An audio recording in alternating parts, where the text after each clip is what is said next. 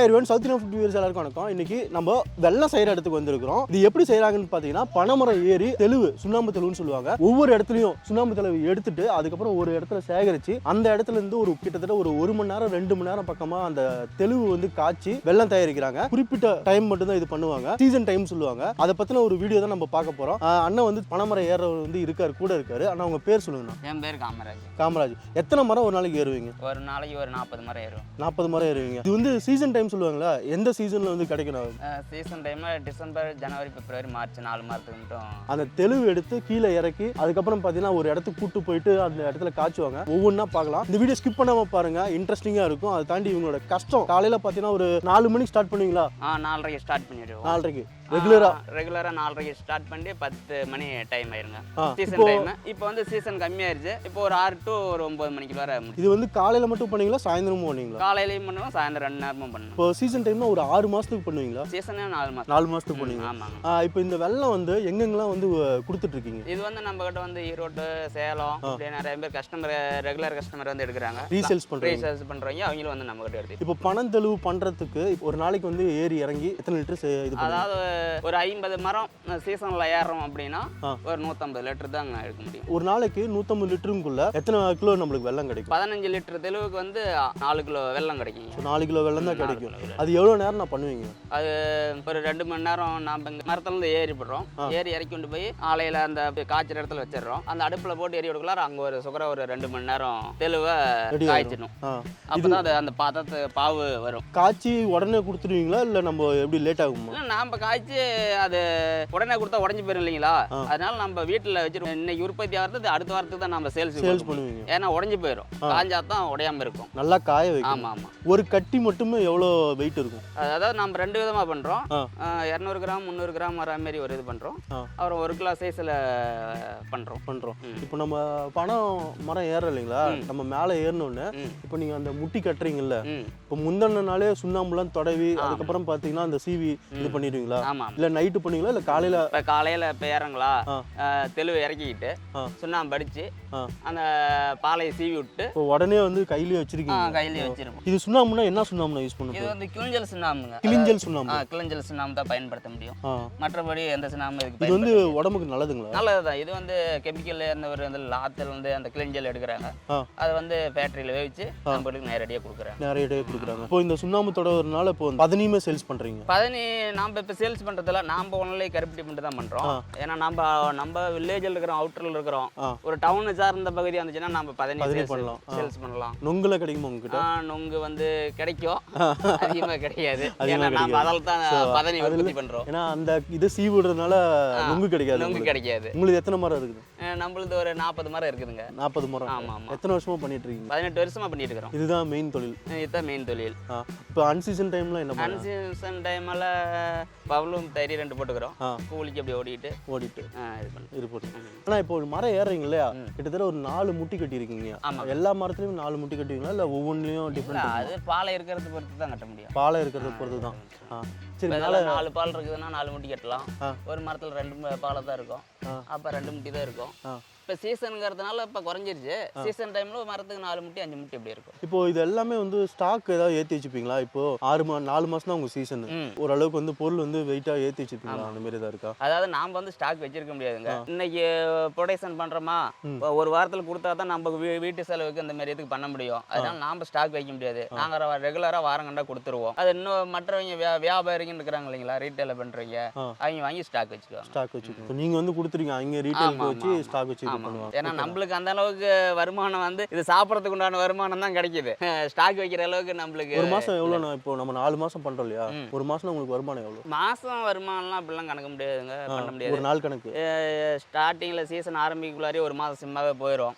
அதெல்லாம் மரம்லாம் அறுத்து பாலையெல்லாம் ரெடி பண்ணி இது பண்றதுல அப்ப ஒரு மாசங்குள்ளார அந்த ஒரு மாசம் வருமானம் கிடையாது ஃபர்ஸ்ட்ல. திருப்பி அந்த 2வது மாசத்துல இருந்தா கொஞ்சம் கொஞ்சமா வருமானம் வரும். கொஞ்சம் கொஞ்சமாக வருமானம் ஒரு மாதம் ஒரு 30 ரூபா 35 ரூபா இப்படி தாங்க வருமானம் வரும். இது 4 கூலி மாதத்துக்கு எல்லாமே போச்சுன்னா எல்லாமே இதுக்கு வந்து கிட்டத்தட்ட நான் மரம் ஏறத்துலேருந்து அம்மா தெளிவு காய்ச்சறதுலேருந்து ஒரு 3 பேர் இதுக்கு வந்து ஃபேமிலியை வேலை செஞ்சுக்கிட்டு இருக்கணும். அது சொல்லிக்கிற அளவுக்கு வருமானம் இல்லை, ஏதோ ரெகுலராக பண்ணிட்டு இருக்கிறோம். இதை பண்ண முடியாம இருக்க முடியல தாத்தா காலத்துலேருந்து தலைமுறையாக வந்துட்டு இருக்கிறதுனால அதை பண்ணிட்டு இருக்கிறோம்னு வச்சுக்காங்க. ஆமாம் கிடைக்கும். இப்போ பனைமரம் ஏறிடலாமா? ஏறிடலாம்.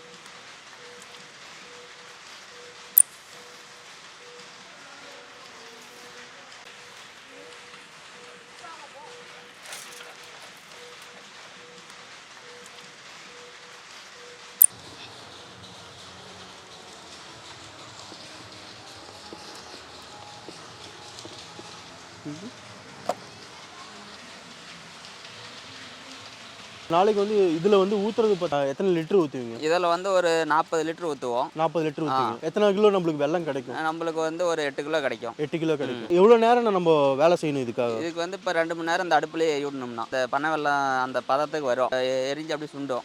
சுண்டி இன்னும் கெட்டியாக வரத்துக்கு இன்னும் 1 மணி நேரம் ஆகும். இது கசடுலாம் மேலே இருக்கு இல்லைங்களா, அந்த அழுக்கு அது ஏதாவது வெளியே ஊற்றுவீங்களா? இல்லை அது அழுக்கெல்லாம் இல்லைங்க, அது அப்படியே அந்த சுண்ணாம்பு வியாபாரம் அந்த நுரை தான். இது எப்போ 1 மணி நேரம் கழிச்சு போடுவீங்களா இல்லை உடனே? ஒரு 3/4 மணி நேரம் ஆகும். ஸோ அரைச்சி அப்படியே போட்டுருவீங்க. இது கொட்டமுத்து போடுறதுனால என்ன யூஸ்மா? அப்பதானே அந்த வெல்லம் பண்ண முடியும். இப்போ இத்தனை கிலோக்கு இத்தனை கொட்டமுத்து இருக்குன்னு சொல்லிட்டு ஏதாவது இருக்கா? ஒரு அளவு தான். ஸோ இந்த வெல்லம் காய்ச்சறதுக்கு அதாவது தெளிவு எடுத்து அதுக்கப்புறம் பார்த்தீங்கன்னா வெல்லம் காய்ச்சி அரைச்சி அதில் வந்து போடுவாங்க. அப்போதான் வந்து பாவு வந்து நல்லா கெட்டியாகி நம்மளுக்கு வெல்லமாக கிடைக்கிறது. ஸோ இதில் சேர்க்குற வந்து மொத்தம் ஒரே 2 பொருள் தான் சேர்க்குறீங்க. ஒன்று வந்து அந்த தெளிவு, சுண்ணாம்பு தெளிவு, கொட்டமுத்து. ஸோ கொட்டமுத்துமே வந்து ஒரு கையளவு வந்து இத்தனை கிலோக்குன்னு சொல்லிட்டு சேர்த்துருவீங்க. அது காய்ச்சினா தான் வந்து பதம் வரும். பதம் வரும். ஒரு 3 மணி நேரம் பக்கமா வந்து நல்லா அடுப்புல வந்து காய்ச்சி ஒரு பதமா கொண்டு வந்து அதுக்கப்புறம் பாத்தீங்கன்னா கொட்டமுத்துன்னு சொல்லுவாங்க ஆமணக்கு. அந்த ஆமணக்கு வந்து நம்ம எதுக்கு யூஸ் பண்ணுவோம்னா விளக்கெண்ணெய் தயாரிக்கிறதுக்கு யூஸ் பண்ணுவாங்க. ஒரு கையளவு வந்து போட்டுட்டு நல்லா அரைச்சி போட்டாங்கன்னா ஒரு பதம் வந்துடும். அந்த பதம் வந்ததுக்கு அப்புறம் பாத்தீங்கன்னா அடுத்த கட்ட ப்ராசஸ் தேங்காய் முடியா இல்ல ஒரு அவங்க சேஃப் எது சேஃப் வேணுமோ அதுக்கேற்ற மாதிரி ரெடி பண்ணி அதுல ஊத்தி ஒரு 4-5 நாள் கிட்டத்தட்ட ஒரு வாரமே வந்து பாத்தீங்கன்னா காய வைப்பாங்க. காய வச்சதுக்கு அப்புறம் அதாவது இங்க ஹோல்சேலும் வாங்குறாங்க, ரீட்டைலும் வாங்குறாங்க, சேலம் ஃபுல்லாவே டிஸ்ட்ரிபியூட் பண்றாங்க. ஈவன் வந்து வேற ஈரோடு, கோயம்புத்தூர் அந்த பக்கம் வந்து கூட இங்க வாங்கிட்டு போய் கடைகளுக்கு வந்து சேல்ஸ் பண்ணி கொடுக்குறாங்க. பனை வெல்லம் வந்து கிட்டத்தட்ட பாவு ஸ்டேஜுக்கு வந்து ரெடி ஆயிட்டு இருக்கு. ஒவ்வொரு கட்டத்திலையும் மாறக்குள்ள நம்மளுக்கே வந்து தெரியுது, வாசனை நல்லா வருது. அது பார்த்தாவே உங்களுக்கே தெரியும். ஃபர்ஸ்ட் வந்து ஒரு ஒயிட் கலர்ல இருந்தது, இப்போ பாத்தீங்கன்னா நல்லா ஒரு எல்லோ கலர்ல ஆயிடுச்சு. பனம் தெளிவுமே வந்து நம்ம குடிச்சு பார்த்துடலாம். ஸோ பனம் தெளிவுமே வந்து உடம்புக்கு வந்து குளிர்ச்சி. கிடைச்சிச்சுன்னா கண்டிப்பாக ட்ரை பண்ணி பாருங்க. நானும் ட்ரை பண்ணி பார்க்குறேன். நல்லா டேஸ்ட்டாக இனிப்பாக இருக்குது. தண்ணி இப்போது மழை வந்து நல்லா காற்று அடித்து இதாகிடுச்சுன்னு வச்சுங்களேன், அப்போ என்ன பண்ணுவீங்கண்ணா? அதிகமாக தண்ணி வந்துருச்சுனாலாம் மழை பெஞ்சிருச்சுன்னா ஒரு 5 சென்டிமீட்டர் மேலே 6 சென்டிமீட்டர் மேலே அந்த டைம் எல்லாம் எடுத்து கீழே தான் ஊற்றி பண்ணணும். அப்போ வந்து உற்பத்தி பண்ண முடியாது, அது வேஸ்ட்டு தான் ஆகும். அன்னைக்கு ஒரு நாள் வேஸ்ட்டு, ஒரு நாள் பொழப்பு வேஸ்ட்டு. திருப்பி நெக்ஸ்ட் டைம் அடுத்த நாள் தான் திருப்பி எடுத்து ஊற்றிட்டு அன்னைக்கு சுண்ணாம்பு அடிச்சுட்டு வந்து அடுத்த நாள் தான் திருப்பி காய்ச்ச முடியும். பதம் பார்க்கறது எப்படி பார்ப்பீங்க? பதம் பார்க்கறது இன்னும் பதம் பிடிக்கணும். இப்படி ரெட்டத்தூளி விழுந்தா தான் கொட்டமுத்து போடணும். கொட்டமுத்து பருப்பு போட்டுட்டு அதுக்கப்புறம் எவ்வளோ நேரம்? அப்புறம் இன்னும் கொஞ்சம் நேரம் கழிச்சு அப்புறம் தான் பதம் பிடிக்கணும். இன்னும் எவ்வளோ நேரம் ஆகும்? இன்னும் நேரம் ஆகும். இன்னும் ஒரு அரை மணி நேரத்துக்கு ஆகும். அரை மணி நேரம், 1/4 மணி நேரம் ஆகும். கொட்டமது போட்டோன்னு கொஞ்சம் கொதி அதிகமாக வருது. அது இறங்கி போயிருங்க மாட்டேன். இறங்கி போயிருமா? திருப்பி இந்த தண்ணி பாவு திருப்பி கெட்டி அவனை வேடிக்கை தான் திருப்பி பதம் பிடிச்சி ஆற்றி ஊற்ற முடியுதான் சட்டியில் ஊற்றி.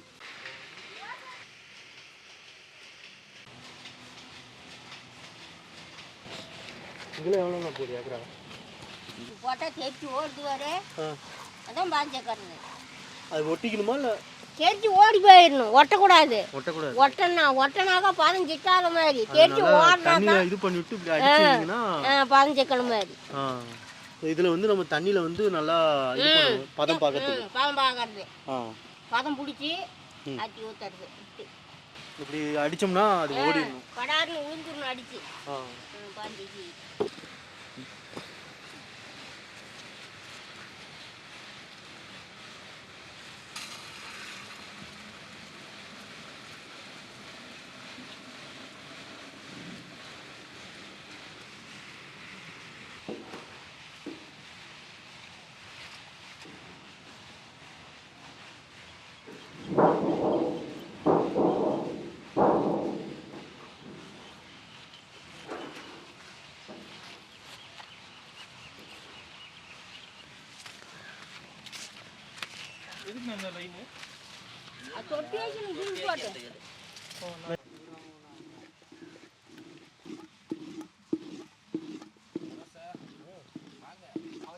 துணியை போட்டு தான் பண்ணணும்.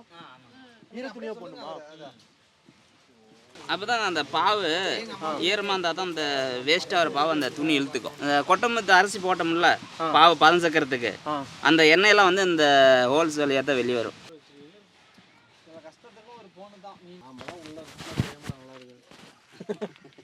ஆனால் இவர் ஸ்டெடியாக இருந்தால் தானே இவர் எடுத்தாரில் என்ன சொன்னார்? ஆத்திரத்துக்காக ஒரு 1/4 மணி நேரம் இருக்கும். 1/4 மணி நேரம் இருக்கும். கிட்டத்தட்ட நல்லா கெட்டி ஆயிடுச்சு.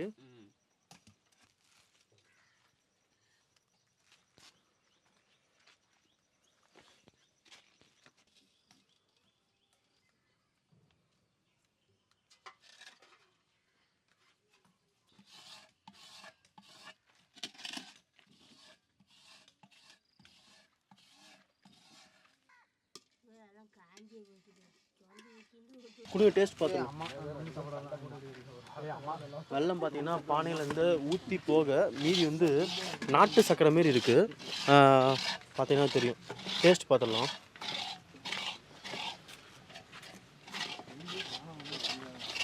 சூடாக இருக்கிறதுனால நல்லாயிருக்கு.